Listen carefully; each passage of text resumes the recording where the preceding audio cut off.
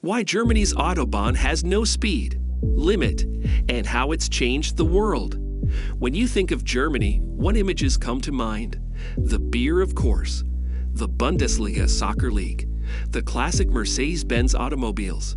But there's another German icon that has become part of the country's cultural identity, the autobahn. For decades now, drivers on this highway have been able to travel at speeds up to 130 miles per hour, 209 kilometers per hour on an open stretch of road with no speed limit or limit. It sounds like something out of a sci-fi movie, but it's actually happening right now in real life. The autobahn. The autobahn is not a single road, but rather a network of roads that have been built over the past century. The first section opened in 1935 and was called the Reichsautobahn, the Reich, being Germany. Over time, other countries joined this network, including France and Austria. Today, there are over 6,000 kilometers of autobahn around Germany, with another 1,000 kilometers under construction or planned for completion by 2020. The speed limit on these roads varies depending on what kind of vehicle you're driving. 120 km per hour for cars, 130 kilometers per hour for light commercial vehicles like trucks, 150 kilometers per hour for buses and coaches, 160 kilometers per hour for motorcycles, and even higher if your vehicle isn't registered with Germany's Federal Highway Administration. Does this mean that while most people know about how fast they can drive on their local street or residential roadways within their city limits, typically no more than 50 miles per hour, what about when you cross into another jurisdiction? That's where things get interesting. The East-West dichotomy. The Autobahn, or East-West dichotomy, as it's known in Germany, was built to unite Germany after World War II. It's a symbol of German unity and has made the country one of the most powerful economies in Europe. The Autobahn connects all major cities in Germany with each other, and it connects more than just cities.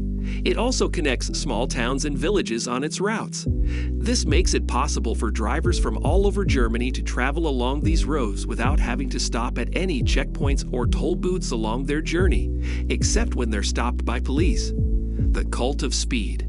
The cult of speed was a way to assert German superiority and dominance over other countries. In the 1930s, Germany had no speed limit on its Autobahn, which meant that many people drove fast there.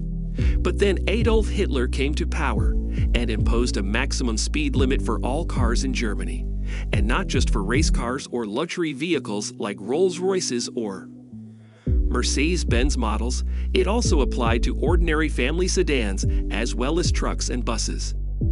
The Nazis abolished this law after World War II ended, though they never repealed it. But they didn't do away with their belief in the importance of maintaining an advantage over others through superior technology or military might. So when you think about how much progress has been made since then in terms of technology, medicine, and science, and what impact these things have had on our lives, it's worth remembering how far we've come thanks largely because Germans were willing to put aside their fears about what might happen if someone else got there first. A new generation of autos. One of the most important changes to come out of Germany's Autobahn program is that it helped automakers shift their focus away from internal combustion engines. In fact, automakers have recently begun investing heavily in electric cars as well. These vehicles are more efficient than traditional gas-powered cars, and they also offer many benefits. They're cheaper to operate because they don't need oil changes or other maintenance, costs like spark plugs, which can be expensive. You don't have to pay for the fuel at all. That means you'll save money on everything from your car insurance premiums to how much you spend at the pump every week on gas. Challenges. The Autobahn is a source of national pride and an icon of German high-performance engineering. It's also challenging to maintain, as its speed limits have been lowered several times since its introduction as part of the Nazi New Order. Germany's road network was originally designed with a maximum speed limit of 100 km per 8, 62 miles per hour, in 1934, with some exceptions for residential areas, school zones, and military training areas. But in 1968 traffic, laws were relaxed. Now any vehicle can travel at 120 kilometers per hour, 75 miles per hour, without breaking any rules. What does it all mean? The Autobahn has changed the world. It has become a national symbol and helped Germany become a world leader in automotive manufacturing. The question is, what does it all mean? The Autobahn is an example of German engineering at its finest, which explains why it's been so successful over the years. In fact, there are many other countries with similar road networks that have tried to copy Germany's success on this issue, but none have been able to duplicate their success as well as they could have if they'd simply looked closer at what made Germany's roads so great for drivers. Today, the Autobahn is a source of national pride, an icon of German high-performance engineering. The Autobahn is a source of national pride, an icon of German high-performance engineering and design.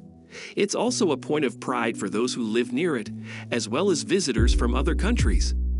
The Autobahn has been around since 1932, when Adolf Hitler established it as part of his roads plan for the capital territory.